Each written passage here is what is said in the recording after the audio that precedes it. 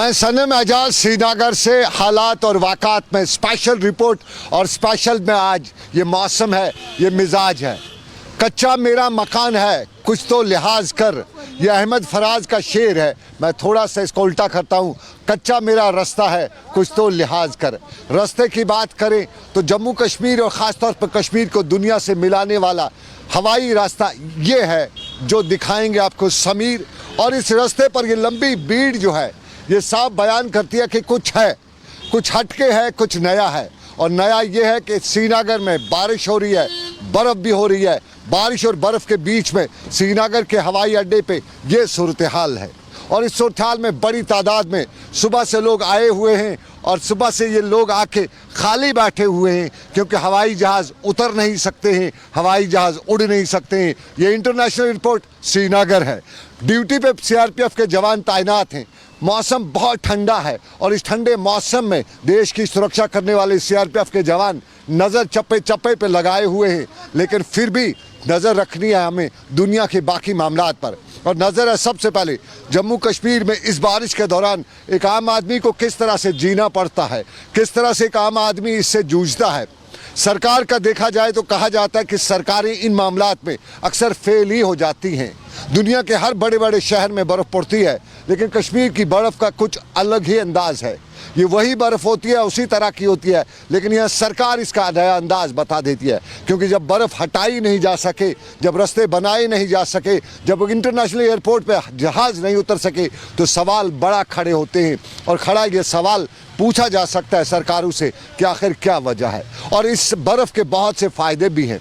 सबसे बड़ा फ़ायदा यह है कि जम्मू कश्मीर के जो ग्लेशियर हैं, जो पहाड़ हैं, उन पर ये बर्फ़ जब गिरती है तो उन ग्लेशियरों को फीड वापस मिलता है।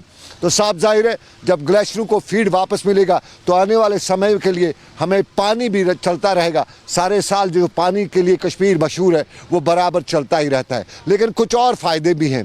फ़ायदा ये भी है, कहते हैं जब कश्मीर का मौसम जो है, ये बर्फ़ जो है तो यहाँ के मौसम का अंदाज़ बदल जाता है। तो उस अंदाज़ में जो गुलाबी चेहरे होते हैं वो खिल उठते हैं।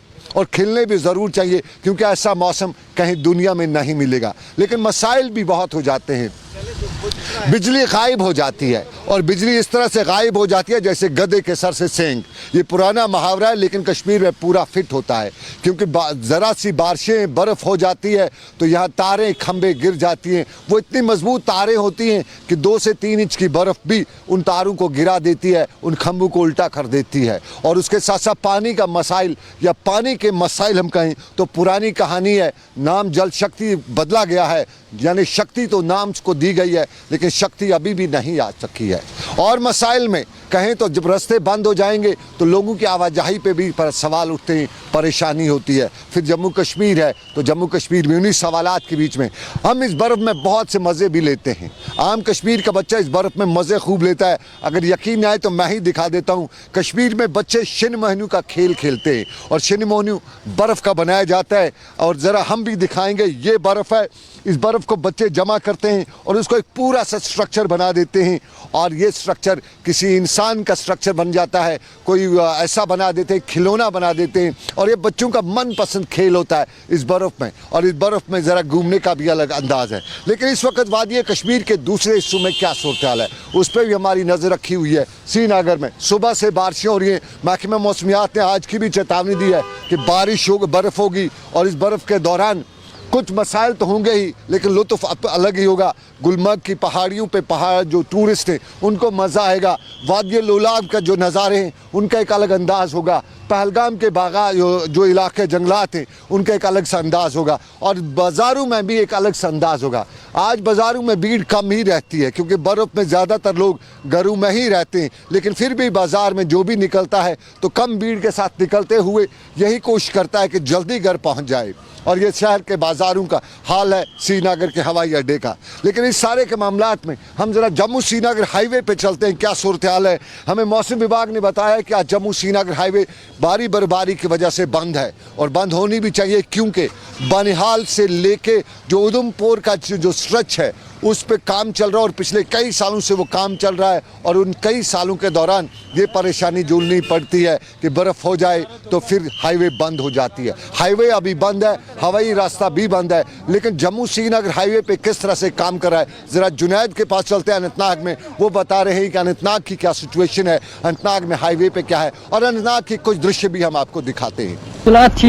मतलब तूर लगान जनाब सर तो मतलब ये पुरसान जनाब वारिया मुश्किल शीनस मज जनाब यम ट्रैफिक तो त्रो यमो सर कहीं जनाब तो ये मतलब सख्ती ड्राइवर ये आब तुनी आब अना आब क्या मतलब आब ती कहीं।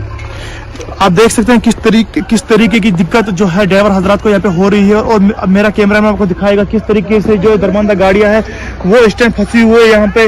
और अभी हम मौजूद है श्रीनगर राष्ट्रीय राजमार्ग पे और यहाँ पे आपको हम लाइव विजुअल दिखा रहे हैं किस तरीके की बर्फबारी है वो अभी भी हो रही है। शुक्रिया जुनैद अनंतनाग से आपने जुनैद ने आपको बताया क्या सूरत हाल अनंतनाग की।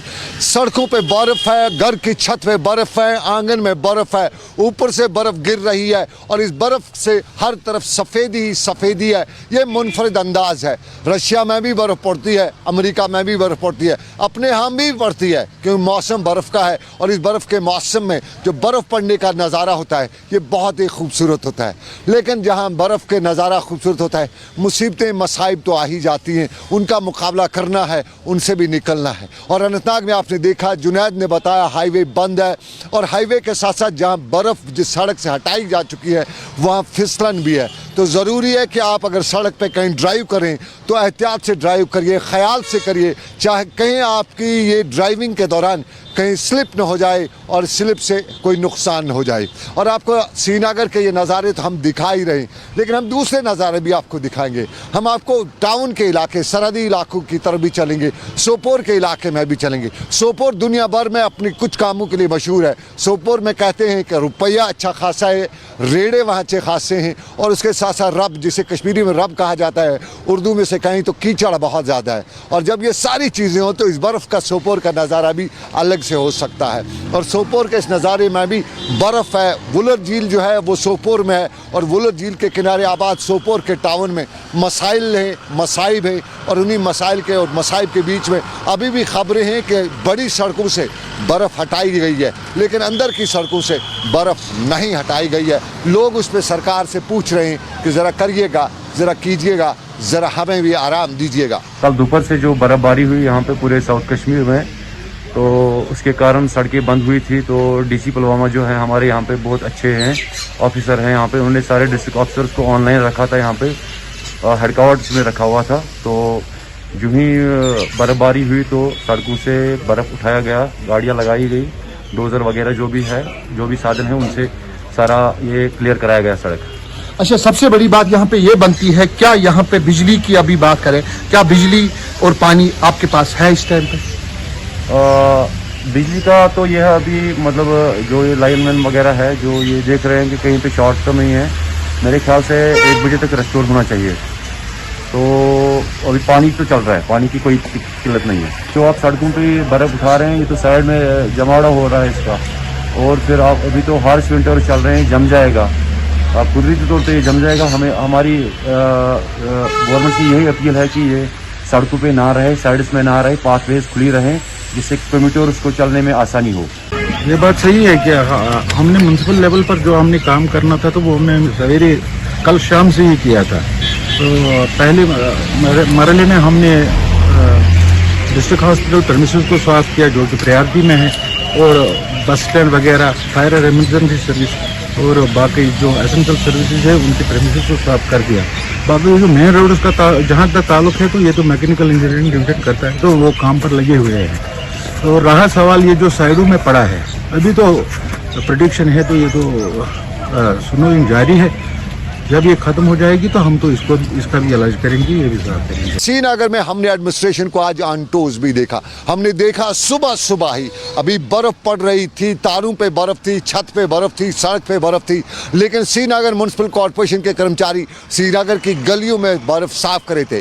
कहीं ट्रैक्टर लगाया गया था, कहीं मशीन लगाई गई थी। अंदर की गलियों में जहाँ गाड़ी नहीं जा सकती है तो छोटी तंग गलियाँ हैं, वहाँ पे मशीनरी के बजाय मैन पावर इस्तेमाल किया गया था और सुबह सुबह आज जब घर से बाहर कोई कश्मीरी निकला तो शहर में उसकी पहली नज़र श्रीनगर म्यूनसिपल कॉरपोरेशन के अधिकारी पर पड़ी। कुछ अच्छा भी हो रहा है और अच्छा ये भी हो रहा है कि कुछ बड़े जो सड़कें हैं, मेन कनेक्टिंग जो सड़कें हैं, उन पे मशीनरी चल रही है और ये मशीनरी मैकेनिकल इंजीनियरिंग डिपार्टमेंट है उसकी चल रही है। सरकार ने बड़ी तैयारियां की हैं, कंट्रोल रूम्स बनाए हुए हैं, सरकार का मेट्रोलॉजी डिपार्टमेंट बराबर पल पल की खबर दे रहा है। श्रीनगर में डिविजनल इंतजामिया डिविजनल कमिश्नर की सरबराही में हालात पे नज़र रखे हुए है, डिज़ास्टर मैनेजमेंट भी सभी काम कर रहा है। लेकिन इस सारे के बीच में मैन पावर की भी कमी देखी जाती है, मशीनरी की भी कमी देखी जाती है। और सोपोर के साथ साथ हम आपको बांडीपोरा का नज़ारा भी दिखाएंगे, कुपवाड़ा का नज़ारा भी दिखाएंगे।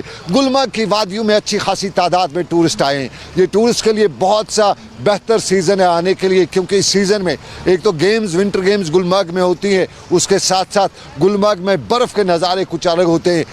खबर यही कि गुलमर्ग में 2 फुट के करीब भी बर्फ़ पड़ सकती है और वहाँ अक्सर 2 से 3 फुट 4 फुट के करीब भी बर्फ़ पड़ती है। ये बर्फ़ ऊपरी इलाकों में, पहाड़ी इलाकों में अच्छी खासी पड़ती है। श्रीनगर में इस बर्फ़ के साथ हल्की जो बारिश होती है उसकी वजह से ये ज़्यादा जम नहीं जाती है। लेकिन फिर भी अगर अंदाज़ा करें तो ये जो बर्फ़ है, ये अगर कहें तो 1.5 इंच के करीब अभी तक बर्फ़ श्रीनगर में आज कल रात से पड़ चुकी है। तो ये बर्फ़ श्रीनगर में 1.5 फुट, तो अंदाज़ा कीजिए निचले इलाकों में 1.5 इंच है, माफ़ कीजिएगा, श्रीनगर में 1.5 इंच, तो निचले इलाकों में क्या है। खबर हमारे पास है बांडीपोरा में बर्फ़ पड़ी है, सोनमर्ग में बर्फ़ पड़ी है तो अच्छी खासी बर्फ़ पड़ी है, करीबन 1.5 फुट के करीब पड़ी है। वादी लोलाब में बर्फ़ पड़ी है तो 6 से 8 इंच के करीब बर्फ़ पड़ी है।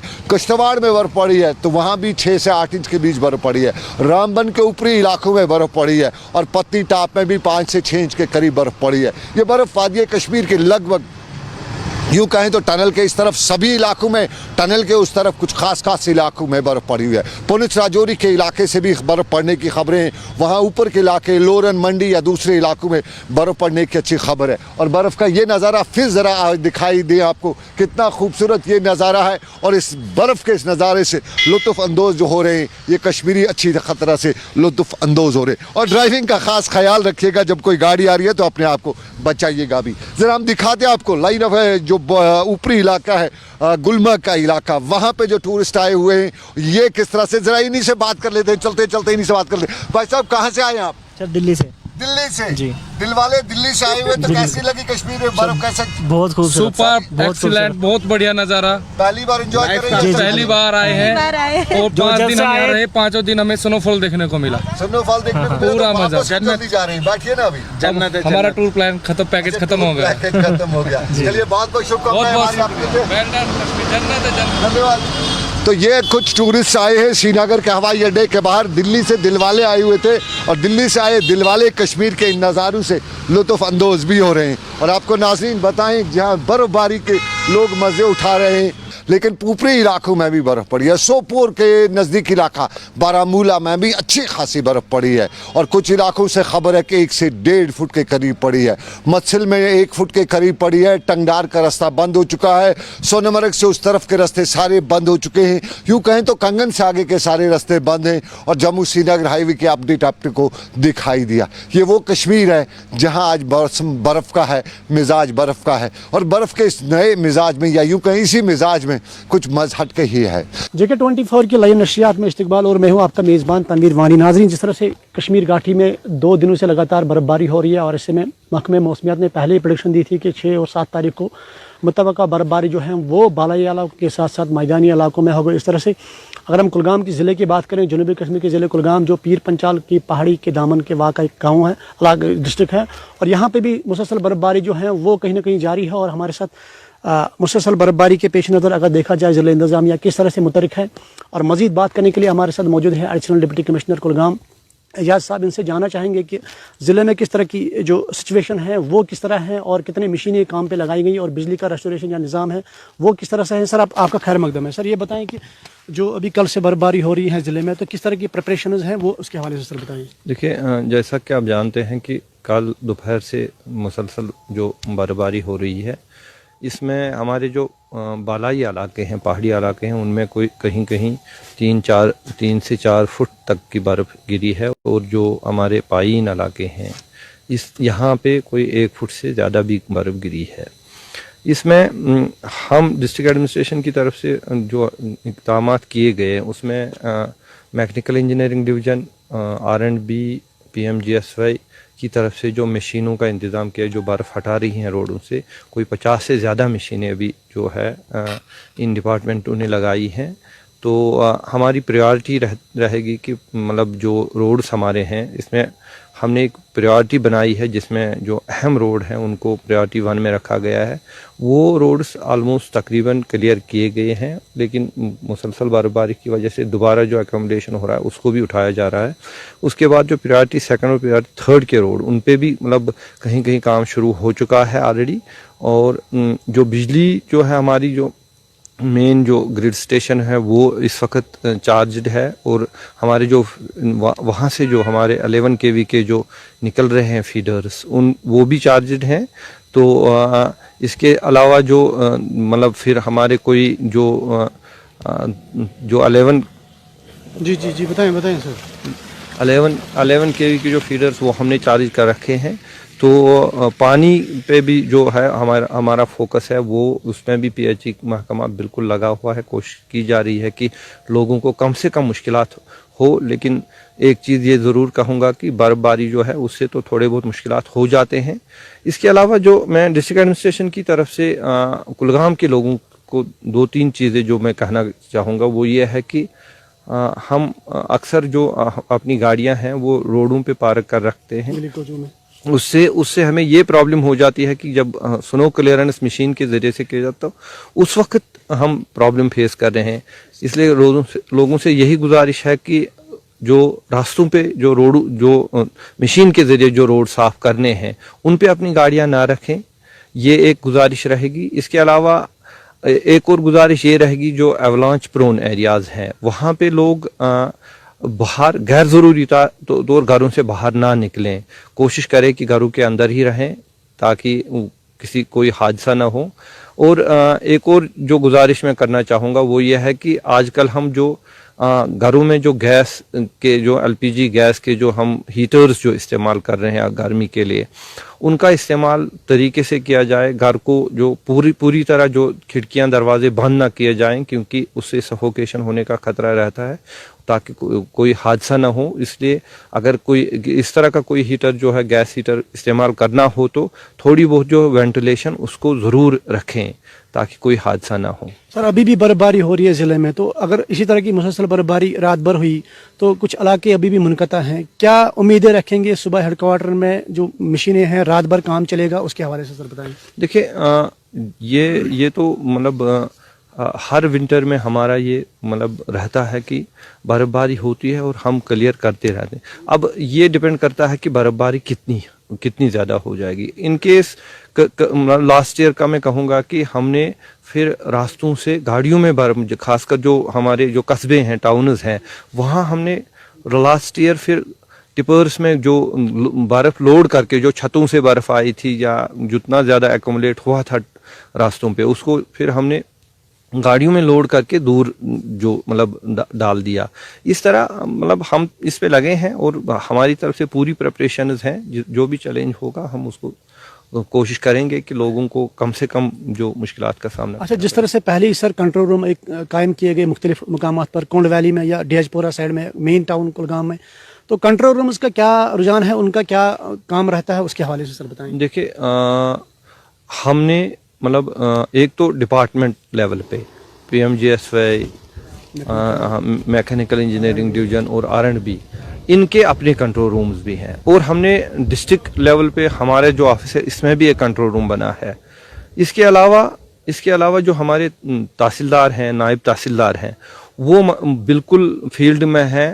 वो इस सारे प्रोसेस को मॉनिटर कर रहे हैं ताकि जो काम हमें दिया गया है वो सही तरीके से हो और उस पर मॉनिटरिंग रहे। जो इंजीनियरिंग डिपार्टमेंट काम कर रहे हैं उनके जो मतलब उस पर हमारी नज़र पूरी तरह रहे और ताकि लोगों को मुश्किलात ना हो। सर हमें भी बहुत सारे फ़ोन कॉल्स मौसूल हैं जिसमें ये कहा गया कि मुख्तलिफ मकामात पर 5-6 मकान जो हैं वो कहीं ना कहीं उनके छत वगैरह उड़ गए हैं, पार्शली डैमेज हैं या कुछ गौ खाने भी तबाह हुए हैं, तो उसके लिए रिलीफ का क्या इंतज़ाम है वो सर बताएं। देखिए, इसके लिए तो सरकार ने एक बिल्कुल निज़ाम बना रखा है। जब भी कोई ऐसी आफत आती है तो जहाँ पे जो SDRF के नॉर्म्स हैं उनके तहत उनको रिलीफ दिया जाता है, लेकिन इमीडिएटली अगर कहीं पे कोई इस तरह का प्रॉब्लम है तो उसमें हम एक दो तरह के जो इमीडिएट जो हम मतलब रिलीफ देते हैं। एक तो जो हमारा अपना एक डिस्ट्रिक्ट रेड क्रॉस सोसाइटी का एक फंड होता है, उससे एक तो रिलीफ देते हैं। दूसरा, उसके अलावा हमारे पास कुछ जो फूड पैकेट्स हैं वो उनका मतलब उनको दिया जाता है जहाँ पे हमें ज़रूरत लगेगी कि इस तरह की रिलीफ देने की, या हमारे पास कुछ कंबल जो SDRF में हमने पहले ही परचेज कर रखे होते हैं या गवर्नमेंट ने हमें भेजे होते हैं, वो उन जिनको ज़रूरत होती है उन तक वो पहुँचाए जाएंगे।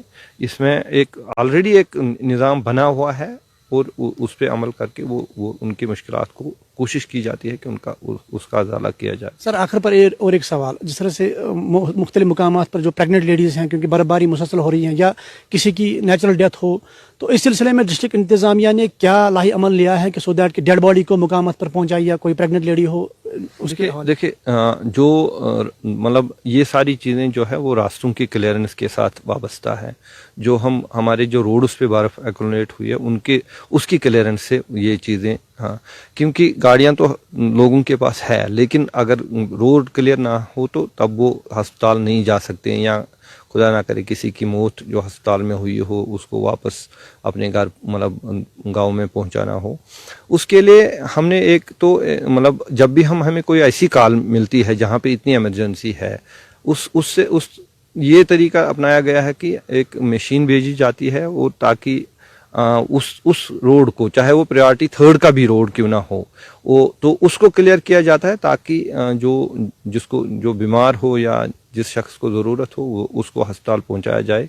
लेकिन यहाँ पे भी मैं गुजारिश करूँगा लोगों से, जैसे पर्टिकुलरली खासकर जहाँ पे एक्सपेक्टेड डेट, जो प्रेग्नेंट लेडी हैं जिनका एक्सपेक्टेड डेट अगर नज़दीक है, तो बेटर यह है कि वो दिन में ही हॉस्पिटल में आए। हम अस्पताल में उनके रुकने का इंतज़ाम कर सकते हैं, लेकिन रात को फिर अगर रास्ता खुला भी हो, लेकिन अगर आधी रात को इस हालात में आपको अस्पताल आना हो तो वो अदरवाइज भी मुश्किल हो सकती है उसमें, चाहे रास्ता हमने खोल भी दिया हो, लेकिन क्योंकि ट्रांसपोर्ट जनरली पब्लिक ट्रांसपोर्ट नहीं निकलती है, आपकी अपनी अगर गाड़ी है वो भी बर्फ़ में बंद होती है। तो इसके लिए मैं यही गुजारिश करूंगा कि अगर उनका एक्सपेक्टेड डेट जो है वो अगर नज़दीक है, अगर वो एक दो दिन में है, तो काइंडली बेटर है कि वो एडवांस में ही हॉस्पिटल में आए। उसके लिए इंस्ट्रक्शन दी गई हैं कि वो मतलब उनको हॉस्पिटल में उनके लिए जगह होगी।